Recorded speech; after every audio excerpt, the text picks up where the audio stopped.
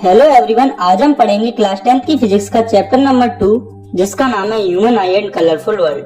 तो ये जो चैप्टर है वो दो पार्ट्स में डिवाइडेड है, जिसमें पहला पार्ट है ह्यूमन आई के बारे में, जिसमें हम आई के पार्ट्स और उनके फंक्शंस के बारे में स्टडी करेंगे और साथ में हम हमारी आईज में जो डिफेक्ट्स होते हैं उनके बारे में पढ़ेंगे।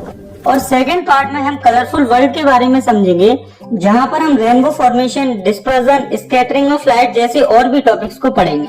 तो इन सभी टॉपिक्स को आज हम काफी अच्छी तरीके से बिल्कुल शॉर्ट टाइम में कंप्लीट करेंगे। तो चलिए स्टार्ट करते हैं।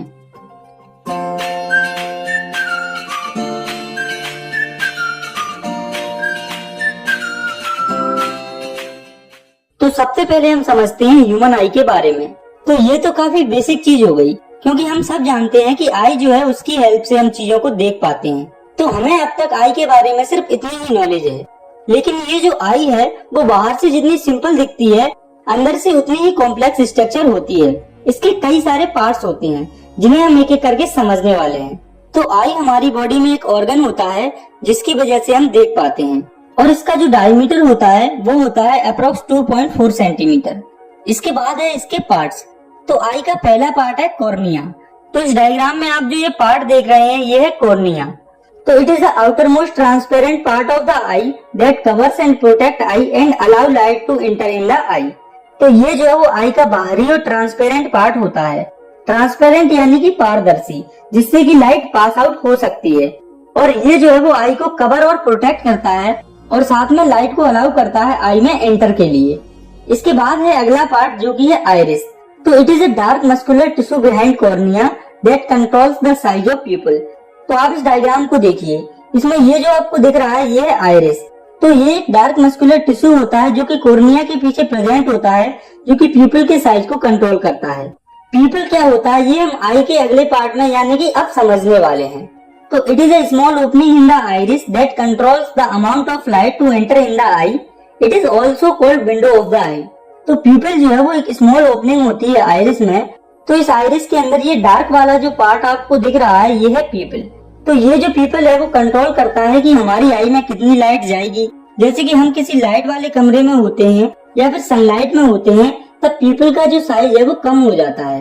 वहीं पर जब हम थोड़े से डार्कर रूम या फिर अंधेरे में होते हैं, तब पीपल का जो साइज है वो बढ़ जाता है विजिबिलिटी को क्लियर करने के लिए। तो आप इसे ऐसे समझिए, ये है आइरिस, जो कि इस पूरे डार्क पार्ट को बोला जाता है। तो इसके अंदर थोड़ा सा और जो ये डार्क पार्ट है ये है पीपल। इसका साइज लाइट की क्वांटिटी में कम या ज्यादा होता रहता है, और ये लाइट की क्वांटिटी को कंट्रोल करता है। ये एज अ विंडो काम करता है आई के लिए, इसीलिए इसे विंडो ऑफ द आई भी कहा जाता है। इसके बाद आई का अगला पार्ट है क्रिस्टलाइन लेंस। तो इसे आई लेंस भी कहा जाता है, जो कि आइरिस और पीपल के पीछे प्रेजेंट होता है। तो हम इसके बारे में थोड़ा सा और समझते हैं। It is a convex lens composed of fibrous jelly like material. It provides real and inverted image on retina. तो ये जो है वो कॉन्वेक्स लेंस होता है। जनरली जब हम लेंस वर्ड सुनते हैं तो हमारे दिमाग में आता है कि ये ग्लास से बना होता है, लेकिन आई में जो आई लेंस या क्रिस्टलाइन लेंस होता है वो जेली टाइप के फाइब्रस मटेरियल से बना होता है, जो कि रेटिना पर रियल और इन्वर्टेड इमेज फॉर्म करता है। तो रेटिना क्या होता है ये हम आगे समझेंगे। यहाँ हमें इतना जानना है कि आई लेंस में इमेज रियल और इन्वर्टेड फॉर्म होती है। तो रियल इमेज वो इमेज होती है जिसे हम ऑब्टेन कर सकते हैं, वहीं पर इन्वर्टेड का मतलब होता है उल्टी इमेज। तो रेटिना पर इमेज उल्टी फॉर्म होती है। इसके बाद अगला पार्ट जो कि हमें समझना है वो है रेटिना। तो जो रेटिना होता है वो आई में बिल्कुल पीछे की तरफ प्रेजेंट होता है, जिस पर रियल और इन्वर्टेड इमेज फॉर्म होती है। तो इसके बारे में भी हम थोड़ा सा समझते हैं। It is a membrane that contain many light sensitive cells on back of an eye. Image formed on retina and generate electrical signals. तो ये रेटिना होती है वो आई में पीछे की तरफ प्रेजेंट होती है, जिसमें कि काफी सारे लाइट सेंसिटिव सेल्स प्रेजेंट होते हैं, और इन सेल्स का काम होता है कि जो भी इमेज रेटिना पर फॉर्म होती है वो उसे इलेक्ट्रिकल सिग्नल्स में कन्वर्ट करती है। तो यहाँ पर रेटिना के बारे में आपको दो बातें याद रखनी है। पहली ये कि रेटिना पर जो इमेज फॉर्म होती है वो रियल और इन्वर्टेड होती है, और दूसरी ये कि जो भी इमेज रेटिना पर फॉर्म होती है, रेटिना पर जो सेल प्रेजेंट होती है वो उसे इलेक्ट्रिकल सिग्नल्स के फॉर्म में कन्वर्ट कर देते हैं। इसके बाद आई का अगला पार्ट है ऑप्टिक नर्व। तो जो इलेक्ट्रिकल सिग्नल्स हमारे रेटिना पर जनरेट हुए थे, ऑप्टिक नर्व उन सिग्नल्स को ब्रेन में ट्रांसफर करता है। तो अभी हमने पढ़ा था कि रेटिना पर जो इमेज फॉर्म होती है वो रियल और इन्वर्टेड होती है, यानी कि रेटिना पर जो इमेज फॉर्म होती है वो उल्टी होती है। तो अब आप सोच रहे होंगे कि ऐसा कैसे हो सकता है, हमें तो सब कुछ बिल्कुल सीधा और सही सही दिखाई देता है। तो ऐसा इस तरह से होता है कि हमारा जो ब्रेन होता है उसे पता होता है कि जो इमेज रेटिना पर फॉर्म होती है वो इन्वर्टेड या उल्टी होती है। इसीलिए हमारे ब्रेन में जो सिग्नल जाते हैं हमारा ब्रेन उसे प्रोसेस करके सीधा कर लेता है, फिर हमें सारी चीजें सीधी दिखाई देती हैं। तो हमने आई के आगे वाले पार्ट्स को समझ लिया है और साथ में पीछे वाले पार्ट्स को भी समझ लिया है। तो अब हम देखते हैं आई के एक और पार्ट को, जो कि है विट्रस humor। तो ये जो है वो आई का काफी बड़ा या कहीं सबसे बड़ा पार्ट होता है, जो कि क्लियर और कलरलेस फ्लूइड होता है वाटर की तरह। और इसका फंक्शन होता है कि ये जो है वो हमारी आई को न्यूट्रिएंट्स प्रोवाइड करता है और इसके साथ ये जो है वो हमारी आई को शेप में रखने का काम करता है। तो हमने यहाँ पर आई के मोस्टली सभी पार्ट्स को समझ लिया है, लेकिन आई का एक पार्ट अभी हमने नहीं समझा है, जो कि सिलेरी मसल। तो सिलेरी मसल्स को हम अगले कॉन्सेप्ट जो कि है एकोमोडेशन उसके थ्रू समझेंगे। तो पहले हम देख लेते हैं सिलेरी मसल्स की लोकेशन को। तो जो सिलेरी मसल्स होते हैं वो लेंस के बिल्कुल ऊपर की तरफ और नीचे की तरफ प्रेजेंट होती हैं। तो अब हम समझते हैं हमारे अगले कंसेप्ट को, जो कि है एकोमोडेशन ऑफ आई। तो ये एक प्रोसेस होती है जिसमें आई की जो सिलेरी मसल्स होती है वो आई की फोकल लेंथ को चेंज करती है, जिससे कि जो इमेज है वो क्लियरली फॉर्म होती है रेटिना पर। तो यहाँ से हमें सिलेरी मसल्स के फंक्शन समझने को मिलते हैं। तो हम सिलेरी मसल्स की लोकेशन पहले ही देख चुके हैं। तो ये जो है वो हमारी लेंस का शेप चेंज करता है जब हमारी आईज को किसी नियर बाय ऑब्जेक्ट पर फोकस करना हो या किसी दूर वाले ऑब्जेक्ट को देखना हो। तो अब हम वापस आते हैं एकोमोडेशन पर। तो इसे हम सिंपली कह सकते हैं कि ये हमारी आंखों की एक ऐसी एबिलिटी होती है जिसके कारण हम दूर वाले ऑब्जेक्ट को भी क्लियर देख पाते हैं और पास वाले ऑब्जेक्ट को भी क्लियर देख पाते हैं। तो ये जो एकोमोडेशन की प्रोसेस होती है इसमें सिलेरी मसल्स का मेजर रोल होता है। तो अब हम देखते हैं कि हमारी आईज के अंदर इमेज कैसे फॉर्म होती है। तो पहले हम देख लेते हैं फार ऑब्जेक्ट के लिए, यानी कि दूरी पर रखे हुए ऑब्जेक्ट के लिए इमेज कैसे फॉर्म होती है। तो जब कोई ऑब्जेक्ट दूरी पर रखा हुआ होता है तो उसके लिए सिलेरी मसल्स रिलैक्स हो जाती हैं, यानी कि खुल जाती हैं और लेंस जो है वो पतला हो जाता है, जिसकी वजह से फोकल लेंथ जो है वो इंक्रीज हो जाती है और इसी वजह से हम जो है वो दूर के ऑब्जेक्ट्स को क्लियरली देख पाते हैं। तो यहाँ पर हुआ क्या, सबसे पहले दूर के ऑब्जेक्ट्स को देखने के लिए जो सिलेरी मसल्स है वो रिलैक्स होती हैं और लेंस पतला हो जाता है, जिसकी वजह से फोकल लेंथ इंक्रीज हो जाती है और हम दूर के ऑब्जेक्ट्स को क्लियरली देख पाते हैं। इसके बाद हम देखते हैं accommodation for near by object. तो जब कोई ऑब्जेक्ट पास में रखा हुआ होता है तो हमारी जो सिलेरी मसल्स होती हैं वो कॉन्ट्रैक्ट हो जाती हैं और जो लेंस होता है वो थिक हो जाता है, यानी कि मोटा हो जाता है, जिसकी वजह से फोकल लेंथ डिक्रीज हो जाती है और हम जो है वो नियर बाय ऑब्जेक्ट्स को क्लियरली देख पाते हैं। तो नियर बाय ऑब्जेक्ट्स के लिए एकोमोडेशन की प्रोसेस फार ऑब्जेक्ट से उल्टी होती है। तो इसके बाद हम देखते हैं रेंज ऑफ ह्यूमन विजन, यानी कि हमारी आंखों से हम कहाँ तक देख पाते हैं। तो हमारी आंखों का नियर पॉइंट होता है 25 सेंटीमीटर, यानी कि हम 25 सेंटीमीटर तक किसी ऑब्जेक्ट को क्लियरली देख पाते हैं। इससे कम डिस्टेंस को हम क्लियरली नहीं देख पाते। अगर हम बात करें फार पॉइंट की, तो अब आप ही सोचिए कि आपने सबसे दूरी पर क्या चीज देखी है।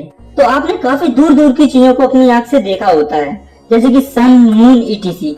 तो यहाँ से हम लिख सकते हैं कि हमारी आई का फार पॉइंट है इन्फिनिटी, मतलब कि हमारी आईज जो है वो इन्फिनिटी यानी कि अनंत तक देख सकती हैं। तो आप लोगों ने कई बार देखा होगा कि कुछ लोगों को चश्मा लगा हुआ होता है। आप में कुछ क्लासमेट्स भी होंगे जिनको कि चश्मा लगा हुआ होगा। मोस्टली बूढ़े लोगों को चश्मा ज्यादा लगता है। तो आपने कभी ये जानने की कोशिश की है कि ये चश्मा आखिर लोगों को क्यों लगता है? कोई बात नहीं, मैं आपको बता देता हूँ। तो ये होता है विजन में डिफेक्ट होने के कारण। तो अब हम समझते हैं हमारे अगले टॉपिक को, जो कि है defect of vision and their correction, यानी कि आंखों के विजन के डिफेक्ट क्या होते हैं और उन्हें सुधारा कैसे जाता है। तो हमारी आईज में मेनली 3 डिफेक्ट्स हमें देखने को मिलते हैं, जो कि है मायोपिया, हाइपरमेट्रोपिया और प्रेसबायोपिया। तो सबसे पहले हम समझते हैं मायोपिया को। तो इसको नियर साइटनेस भी कहा जाता है। तो इस डिफेक्ट में जो पर्सन होता है उसे पास के ऑब्जेक्ट क्लियर दिखते हैं, लेकिन जो दूर के ऑब्जेक्ट्स होते हैं वो क्लियर नहीं दिखते। और इस डिफेक्ट में जो इमेज होती है वो रेटिना के सामने फॉर्म होती है। तो ये तो हमने देख लिया कि मायोपिया में क्या होता है। अब हम ये देखते हैं कि ये किस कारण से होता है, यानी कि रीजंस ऑफ मायोपिया। तो इसका पहला रीजन है आई लेंस की फोकल लेंथ कम हो जाने की वजह से, और इसका दूसरा रीजन है आई बॉल के इलोंगेशन की वजह से, यानी कि जो आई बॉल होती है वो इलोंगेट हो जाती है, यानी कि लंबी हो जाती है। इसके बाद है करेक्शन ऑफ मायोपिया, यानी कि जब किसी पर्सन को मायोपिया हो जाता है तो उसे ठीक कैसे किया जाता है। तो मायोपिया को कॉनकेव लेंस को यूज करके करेक्ट किया जाता है, और ये कैसे किया जाता है ये अब हम समझते हैं इन डायग्राम्स के थ्रू। तो आप इन तीनों डायग्राम्स को ध्यान से देखिए। तो हम जानते हैं कि मायोपिया डिफेक्ट के अंदर जो आई होती है उसका फार पॉइंट कम हो जाता है, जैसे कि नॉर्मल आई का फार पॉइंट होता है इन्फिनिटी, लेकिन जो मायोपिक आई होती है उसका फार पॉइंट कम हो जाता है। जैसे किसी पर्सन को 10 मीटर से ज्यादा क्लियर दिखाई नहीं देता तो उसका फार पॉइंट हो जाएगा 10 मीटर। तो आप इस पहले डायग्राम को देखिए, ये है एक मायोपिक आई जिसका फार पॉइंट है पॉइंट ए। तो इस पॉइंट ए के बाद इस पर्सन को चीजें ब्लर दिखाई देंगी। तो अब आप इस सेकंड डायग्राम पर नजर डालिए जिसमें कि मायोपिक आई के फार पॉइंट के पीछे कोई ऑब्जेक्ट रखा हुआ है। तो मान लो कि इस पॉइंट पर कोई ऑब्जेक्ट रखा हुआ है जो कि फार पॉइंट से पीछे है। तो अगर ये मायोपिक आई इस ऑब्जेक्ट को देखेगी तो जो इमेज है वो रेटिना के पहले फॉर्म हो जाएगी और रेटिना पर वो ब्लर दिखाई देगी। तो यहाँ से आपको पता चलता है कि मायोपिक आई में दूर की इमेज ब्लर क्यों दिखाई देती है। चलिए एक और बार इसकी बात करते हैं। क्योंकि मायोपिक आई में दूर की इमेज रेटिना के पहले फॉर्म हो जाती है, इसीलिए रेटिना पर दूर की इमेज ब्लर दिखाई देती है। तो अब ये सब हमने देख लिया कि मायोपिक आई के अंदर होता क्या है। तो अब हम डायग्राम की हेल्प से देखते हैं कि मायोपिया को कैसे ठीक किया जाता है। तो मायोपिया को कॉनकेव लेंस का यूज करके ठीक किया जाता है। तो अब आप इस डायग्राम पर नजर डालिए, इसमें जो मायोपिक आई है उसके सामने एक कॉनकेव लेंस रखा हुआ है।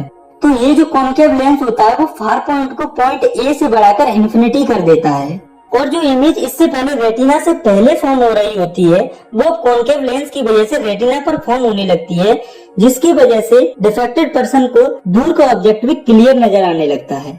इसके बाद हम समझते हैं आई के दूसरे डिफेक्ट को, जो कि है हाइपरमेट्रोपिया। तो जो हाइपरमेट्रोपिया होता है इसे फार साइटनेस भी कहा जाता है। तो हाइपरमेट्रोपिया आई का ऐसा डिफेक्ट होता है जिसमें डिफेक्टेड पर्सन को दूर के ऑब्जेक्ट क्लियरली दिखाई देते हैं, लेकिन पास के जो ऑब्जेक्ट्स होते हैं वो क्लियरली दिखाई नहीं देते हैं। और हाइपरमेट्रोपिया में जो इमेज होती है वो रेटिना के पीछे फॉर्म होती है। तो हम देखते हैं रीजंस ऑफ हाइपरमेट्रोपिया, यानी कि हाइपरमेट्रोपिया के कारण। तो हाइपरमेट्रोपिया के मेनली दो रीजन होते हैं, जिसमें कि पहला है focal length of I increases, यानी कि आई लेंस के फोकल लेंथ के बढ़ जाने के कारण, और इसका दूसरा रीजन है आई बॉल के छोटा हो जाने के कारण। तो अब हमने हाइपरमेट्रोपिया और उसके रीजन के बारे में समझ लिया है। इसके बाद हम देखते हैं करेक्शन ऑफ हाइपरमेट्रोपिया के बारे में, यानी कि हाइपरमेट्रोपिया को कैसे ठीक किया जाता है। तो हाइपरमेट्रोपिया को कॉन्वेक्स लेंस को यूज करके ठीक किया जाता है। तो जो हाइपरमेट्रोपिया होता है वो मायोपिया का बिल्कुल अपोजिट होता है। तो अब हम डायग्राम्स की हेल्प से हाइपरमेट्रोपिया और उसके करेक्शन को समझेंगे। तो आपको ये जो 3 डायग्राम दिख रहे हैं ये हाइपरमेट्रोपिया की पूरी स्टेट को सही से समझाते हैं। तो आप सबसे पहले इस पहले वाले डायग्राम पर नजर डालिए। तो ये है एक हाइपरमेट्रोपिक आई। तो हम जानते हैं कि आई का नियर पॉइंट होता है 25 सेंटीमीटर। तो हाइपरमेट्रोपिया में आई का नियर पॉइंट 25 सेंटीमीटर से बढ़ के कुछ ज्यादा हो जाता है। तो अब आप सपोज कीजिए कि ये पॉइंट है आई का नियर पॉइंट, जो कि है 25 सेंटीमीटर, और हाइपरमेट्रोपिया में नियर पॉइंट की जो डिस्टेंस होती है वो बढ़ जाती है। ये कितनी भी बढ़ सकती है, कुछ मीटर्स, कुछ फीट। तो इसी वजह से हमें इस कंडीशन में पास की चीजें क्लियर दिखाई नहीं देती। तो इस डायग्राम में इस हाइपरमेट्रोपिक आई का नियर पॉइंट इस पॉइंट एक्स की जगह बाय हो जाता है। तो अब ध्यान दीजिए सेकंड वाले डायग्राम पर। तो जब किसी आई का नियर पॉइंट 25 सेंटीमीटर से बढ़कर कुछ और हो जाता है तो उस कंडीशन में नियर पॉइंट की डिस्टेंस बढ़ जाने के कारण जो इमेज है वो रेटिना की जगह पर उसके पीछे फॉर्म होती है, और इसी वजह से हमें पास की जो चीजें हैं वो ब्लर दिखाई देने लगती हैं। तो अब तीसरे डायग्राम में हम देखते हैं कि कॉन्वेक्स लेंस की हेल्प से हम हाइपरमेट्रोपिक आई को कैसे ठीक कर सकते हैं। तो अब आप नजर डालिए इस डायग्राम में। तो कॉन्वेक्स लेंस के यूज से आई का जो नियर पॉइंट है वो दोबारा 25 सेंटीमीटर पर आ जाता है, और जब नियर पॉइंट 25 सेंटीमीटर पर आ जाता है तो इमेज जो है वो दोबारा रेटिना पर फॉर्म होने लगती है और हमें पास की चीजें भी क्लियर दिखाई देने लगती हैं। तो अब हम समझते हैं हमारे अगले डिफेक्ट को, जो कि है प्रेस बायोपिया। तो इस डिफेक्ट को ओल्ड एज हाइपरमेट्रोपिया भी कहा जाता है। तो ये जो डिफेक्ट है वो मोस्टली ओल्ड एज इंडिविजुअल्स में देखने को मिलता है। तो जनरली आईज की जो एकोमोडेशन की जो पावर होती है वो कम होती जाती है समय के साथ, और जिसकी वजह से जो बूढ़े लोग होते हैं उन्हें डिफिकल्टी होती है दूर और पास दोनों जगह के ऑब्जेक्ट्स को क्लियरली देखने में। इसके बाद हमें देखना है प्रेस बायोपिया के रीजंस को, यानी कि इसके कारण को। तो इसके मेनली 2 कारण होते हैं, जिसमें कि पहला है वीकनिंग ऑफ सिलेरी मसल्स, यानी कि जो हमारी आईज में सिलेरी मसल्स होती हैं वो टाइम के साथ वीक होती जाती हैं। और इसका दूसरा कारण है decreasing flexibility of eye lens, यानी कि जब आई लेंस की फ्लेक्सिबिलिटी कम हो जाती है तो उसकी वजह से प्रेस बायोपिया डिफेक्ट हो जाता है। तो अब हम समझते हैं इसके करेक्शन को। तो प्रेस बायोपिया को कॉनकेव और कॉन्वेक्स दोनों लेंस का यूज करके सही किया जाता है। तो जिन इंडिविजुअल्स को प्रेस बायोपिया होता है तो उनके चश्मे में कॉनकेव और कॉन्वेक्स लेंस दोनों एक साथ लगाए जाते हैं। तो ये जो प्रेस बायोपिया का चश्मा होता है इसमें ऊपर की तरफ कॉनकेव लेंस लगा होता है, जिससे कि दूर की चीजों को क्लियर देखा जाता है, और नीचे की तरफ कॉन्वेक्स लेंस लगा होता है जिससे कि पास की चीजों को क्लियरली देखा जाता है। तो आपने कभी देखा होगा कि जब बूढ़े लोगों को दूर के ऑब्जेक्ट्स को देखना होता है तो वे अपने चश्मे में ऊपर की तरफ देखते हैं। जब उन्हें पास के ऑब्जेक्ट्स को देखना होता है तो वे अपने चश्मे में नीचे की तरफ देखते हैं। तो यहाँ पर हमने आईज के तीनों डिफेक्ट्स के बारे में स्टडी कर ली है। तो इन तीनों डिफेक्ट्स के साथ हमारी आई में एक और डिफेक्ट होता है जो कि है कैटरेक्ट, जिसे कि मोतियाबिंद भी कहा जाता है। तो आपने कई जगह दीवारों पर या होल्डिंग में मोतियाबिंद का एड देखा होगा जिसमें लिखा रहता है मोतियाबिंद का इलाज कराएं। तो वहाँ पर कैटरेक्ट की बात ही हो रही होती है। तो ये भी एक आई का डिफेक्ट होता है जिसमें ओल्ड एज में कुछ लोगों का जो क्रिस्टलाइन लेंस होता है वो फॉगी हो जाता है, जिसकी वजह से उन्हें देखने में प्रॉब्लम होती है, और इस कंडीशन को कैटरेक्ट कहा जाता है। इसके बाद हमें देखना है इसके रीजन को, यानी कि किन कारणों से हमें मोतियाबिंद या कैटरेक्ट होता है। तो जो कैटरेक्ट है वो आई लेंस के ऊपर प्रोटीन बिल्ड होने के कारण होता है। तो जब आई लेंस के ऊपर प्रोटीन बिल्ड हो जाता है तो हमें क्लियरली दिखाई नहीं देता है। इसके बाद है इसका करेक्शन। तो जो कैटरेक्ट होता है उसे सर्जरी से ठीक किया जाता है।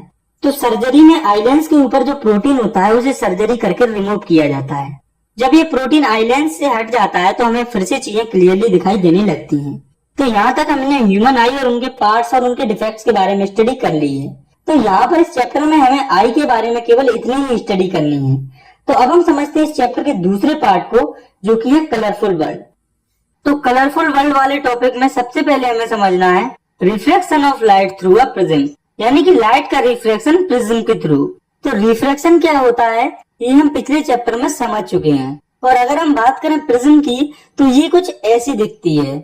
और बात करें इसकी डेफिनेशन की तो it is a pyramidal piece of glass और other transparent material with 2 triangular bases and 3 lateral surfaces.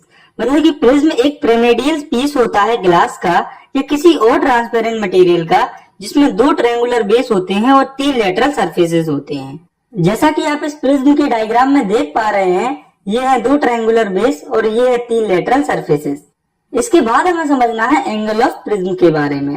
तो प्रिज्म के लेटरल सरफेसेस के बीच में जो एंगल होता है उसे एंगल ऑफ प्रिज्म कहा जाता है। इसके बाद है एंगल ऑफ डेविएशन। तो ये जो है वो एंगल होता है इंसिडेंट रे और इमर्जेंट रे के बीच में। तो ये तो हुई इसकी डेफिनेशन। अब हम प्रिज्म के थ्रू समझते हैं कि क्या होता है। अब आप सपोज कीजिए कि एक लेजर है और उसमें एक लाइट निकल रही है। अगर उस लाइट के बीच में कोई ऑब्जेक्ट नहीं आता है तो वो लाइट सीधी चली जाती है इस तरह से। और आप सोचो कि अगर ये जो लाइट है जो कि सीधी जा रही है, इसके बीच में एक प्रिज्म आ जाए, तो जब प्रिज्म इस लाइट के सामने आ जाएगी तो ये जो लाइट है वो इस तरह से डेविएट हो जाएगी। तो ये जो प्रिज्म में इंसिडेंट हो रही है इसे कहते हैं इंसिडेंट रे, और ये रे जो प्रिज्म से इमर्ज हो रही है ये है इमर्जेंट रे। तो अब आप इस प्रिज्म को देखिए, और ये इंसिडेंट रे जिसका एक्चुअल पाथ सीधा होता इसको हम आगे एक्सटेंड करेंगे, और ये इमर्जेंट रे इसके पाथ को हम पीछे की तरफ एक्सटेंड करेंगे।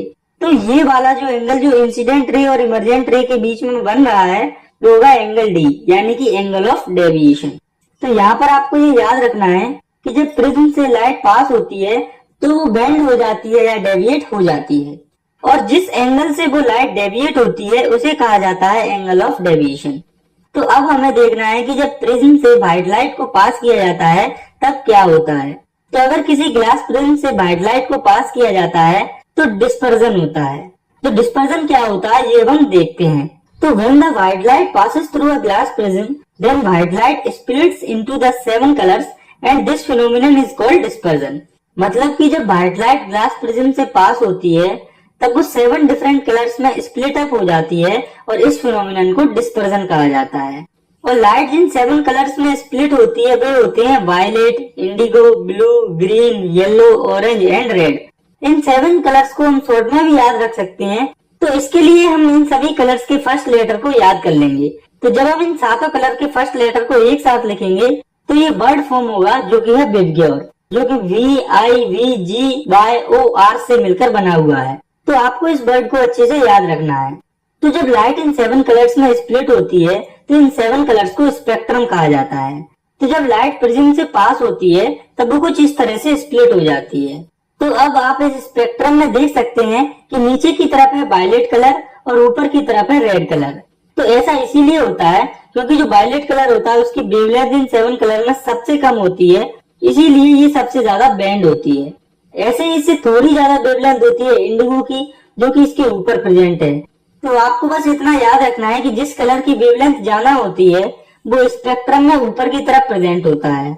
और ये जो वेवलेंथ है अगर हम विबग्योर के फॉर्म में देखें तो ऊपर से नीचे एसेंडिंग ऑर्डर में जाती है, यानी कि जैसे जैसे हम नीचे जाते जाएंगे इन कलर्स की वेवलेंथ बढ़ती जाएगी। और स्पेक्ट्रम के अंदर जिन कलर्स की वेवलेंथ ज्यादा होती है वो ऊपर स्प्लिट या बेंड होती हैं। इसीलिए स्पेक्ट्रम में रेड सबसे पहले और फिर ऑरेंज, येलो आदि कलर स्प्लिट होते हैं। लेकिन ये जो सब है वो सीक्वेंस वाइज होता है। तो ये जो स्पेक्ट्रम जिसके बारे में अभी हमने पढ़ा है इसे सबसे पहले आइजैक न्यूटन ने डिस्कवर या फाइंड किया था।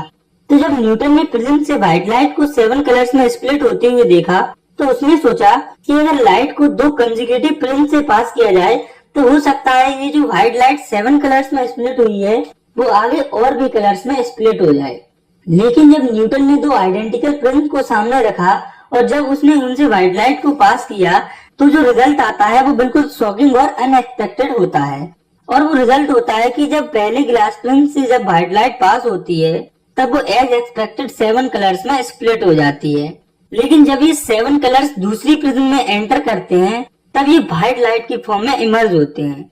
तो हमने तो ये एक्सपेक्ट किया था कि ये जो 7 कलर हैं वो दूसरे प्रिज्म में एंटर करने के बाद और ज्यादा कलर्स में स्प्लिट हो जाएंगे, लेकिन ऐसा तो हुआ नहीं। हुआ ऐसा कि ये जो 7 कलर्स हैं वो मिलकर एक व्हाइट कलर फॉर्म करेंगे। तो यहाँ से हमें एक बात पता चलती है कि जो व्हाइट लाइट या सनलाइट होती है वो एक्चुअली में 7 कलर्स से मिलकर बनी होती है। इसके बाद हमें समझना है अगले टॉपिक को, जो कि है टोटल इंटरनल रिफ्लेक्शन। तो पिछले चैप्टर लाइट रिफ्लेक्शन और रिफ्रैक्शन में हमने पढ़ा था कि जब लाइट रे रेयर मीडियम से डेंसर मीडियम में जाती है तो पर्टिकुलर रे नॉर्मल की तरफ बेंड हो जाएगी। तो ये है रेयर मीडियम, ये है डेंसर मीडियम और ये है नॉर्मल लाइन। तो जब लाइट रे इस रेयर मीडियम से इस डेंसर मीडियम में जाती है तो वो नॉर्मल की तरफ बेंड हो जाती है। तो ये तो हो गई जनरल बात, लेकिन हम यहाँ पर बात कर रहे हैं टोटल इंटरनल रिफ्लेक्शन की। तो पहले समझते हैं इसकी डेफिनेशन को। तो when a light enters denser medium to rare medium and angle of incidence below critical angle then the light reflects to in a denser medium and this is called total internal reflection. तो इसमें सबसे पहले आपको ये याद रखना है कि लाइट जो है वो डेंसर से रेयर मीडियम में जा रही है। तो यहाँ इस डायग्राम से हम ये समझेंगे कि लाइट कब डेंसर से रेयर मीडियम में एंटर करेगी। तो अगर पर्टिकुलर लाइट रे जो कि डेंसर मीडियम से रेयर मीडियम में जा रही है, अगर उसका angle of incidence critical angle से ज्यादा हुआ तो वो लाइट रे डेंसर मीडियम से रेयर मीडियम में जाएगी।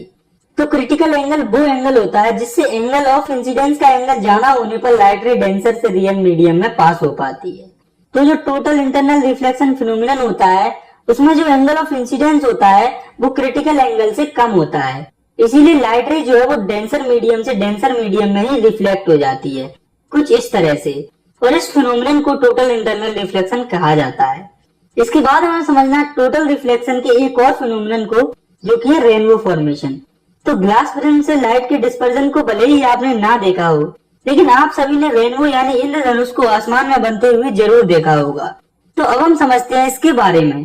तो ये एक नेचुरल स्पेक्ट्रम होता है जो कि हमें बारिश के बाद आसमान में देखने को मिलता है, और ये जो है वो सन के अपोजिट डायरेक्शन में ऑब्जर्व किया जाता है।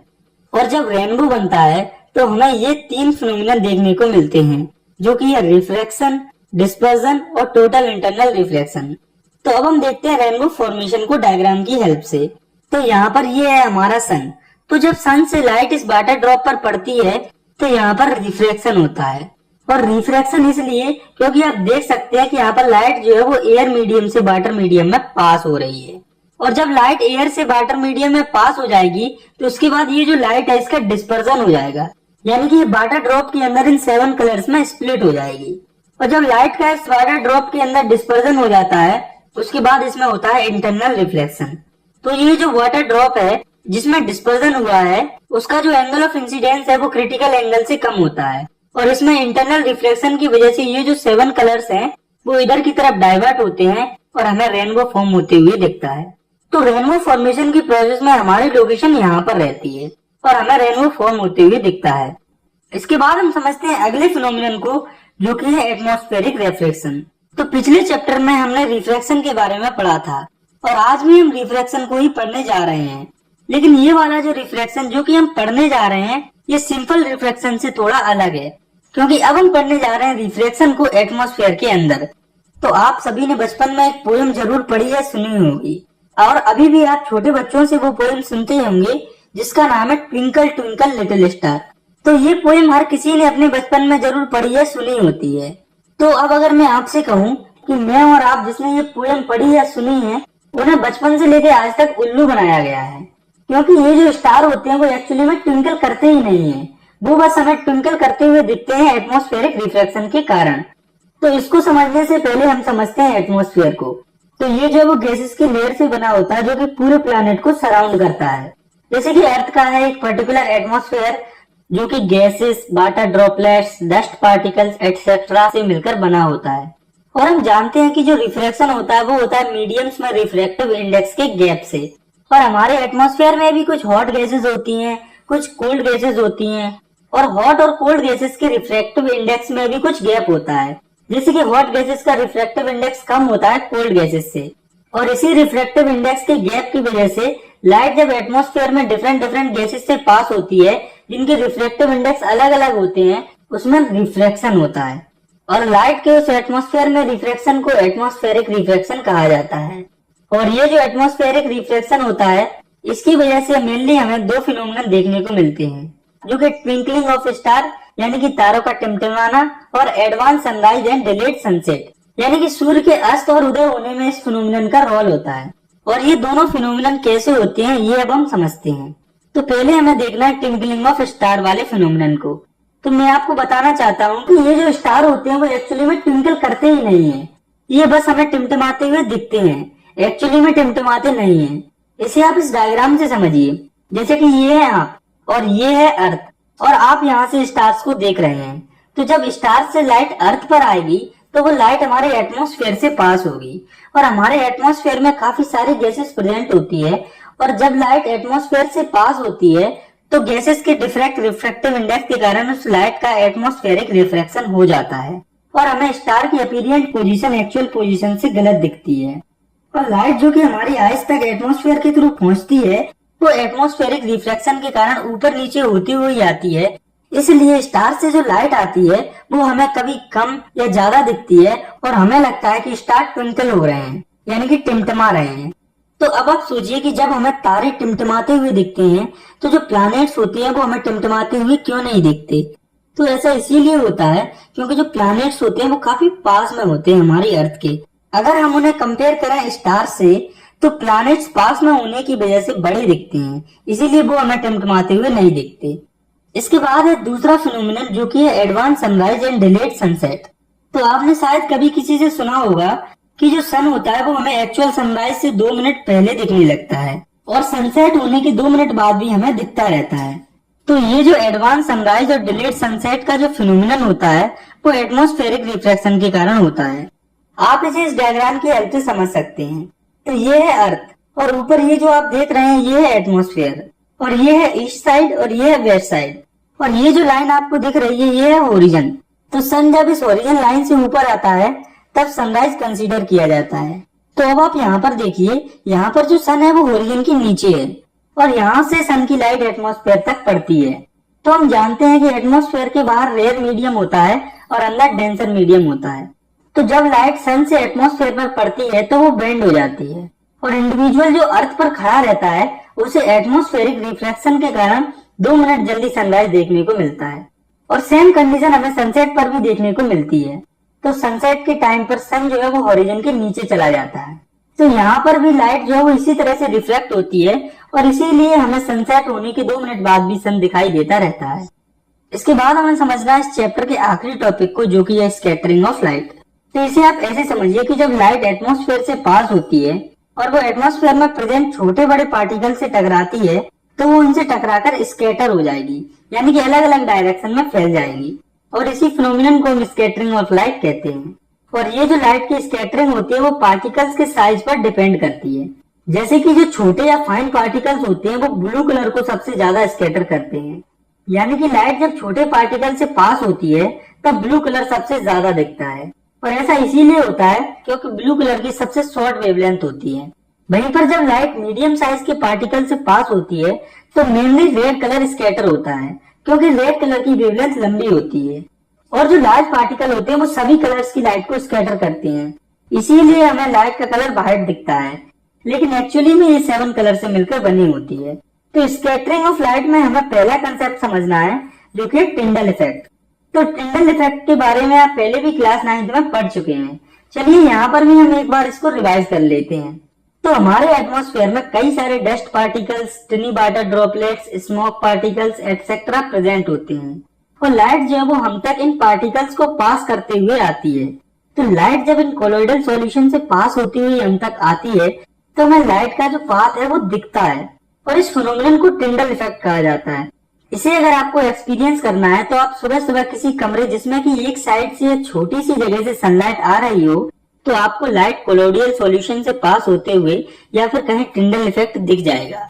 इसके बाद हमें देखना है स्कैटरिंग ऑफ लाइट के दूसरे फिनोमेनन को, जो कि है why does sky appears blue, यानी कि हमें आसमान नीला क्यों दिखता है। तो जब भी हम आसमान में देखते हैं तो वो हमें नीला दिखता है, लेकिन आसमान जो है वो बस हमें नीला दिखता है, नीला होता नहीं है। आप इसे इस डायग्राम की हेल्प से समझिए कि ये है अर्थ और ये है इसका एटमॉस्फेयर, और यहाँ पर है सन जिससे कि लाइट आती है।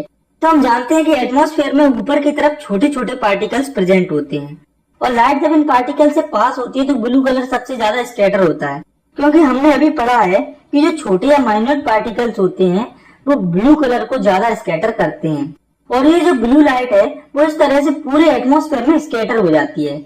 इसी वजह से ये जो आसमान है वो हमें पूरा नीला दिखाई देता है।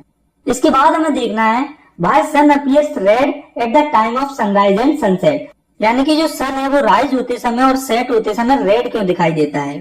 तो अब आप इस डायग्राम को देखिए, इसमें बीच में हमारी अर्थ है, और ईस्ट में सन है जिसे हम सनराइज कंसीडर करेंगे, और वेस्ट में सन है जिसे हम सनसेट कंसीडर करेंगे। तो सनसेट और सनराइज के टाइम पर जो सन होता है वो हॉरिजन के पास में होता है, इसीलिए जो सनलाइट होती है उसे ज्यादा डिस्टेंस कवर करनी पड़ती है अर्थ तक आने के लिए, और वहीं पर जो ब्लू लाइट होती है वो शॉर्ट वेवलेंथ होने के कारण एटमॉस्फेयर में स्कैटर हो जाती है, और जो रेड लाइट होती है वो लॉन्गर वेवलेंथ होने के कारण हम तक पहुंच पाती है। इसीलिए जो सन है वो हमें राइज और सेट होने के टाइम पर रेड दिखाई देता है। तो इसी के साथ हमारा ये जो चैप्टर है वो यहाँ पर खत्म होता है। आई होप आपको अच्छे से समझ में आया होगा। अगर वीडियो पसंद आई है तो आप इसे लाइक कर सकते हैं, और साथ में अगर आप चाहें तो क्लास 10 की वीडियोस को आगे देखने के लिए इस चैनल को भी सब्सक्राइब कर सकते हैं। तब तक के लिए thanks for watching, take care, bye bye.